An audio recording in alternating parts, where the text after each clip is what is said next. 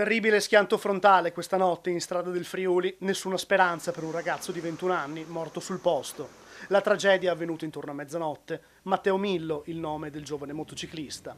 Il Centauro stava percorrendo la strada in prossimità di una curva poco prima dell'abitato di Contovello, in uscita da Trieste. Il 21enne si è schiantato contro un'auto Fiat Panda, con a bordo due anziani, che proveniva dal senso di marcia opposto. Secondo quanto appreso, il ragazzo, che davanti a sé aveva un'altra motocicletta, avrebbe eseguito una manovra di sorpasso prendendo larga la curva. L'impatto con l'automobile è stato inevitabile e devastante. Il 21enne è stato sbalzato dalla sella ed è rovinato malamente sull'asfalto, finendo addosso al guardrail. Anche l'altro giovane motociclista è rimasto coinvolto nell'incidente, ma senza riportare ferite gravi. Lievemente feriti anche i due anziani a bordo della Fiat Panda.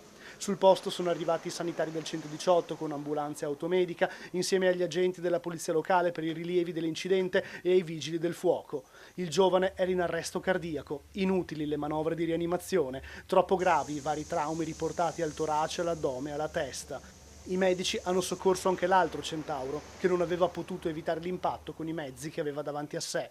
Il giovane è stato portato all'ospedale di Cattinara in codice verde.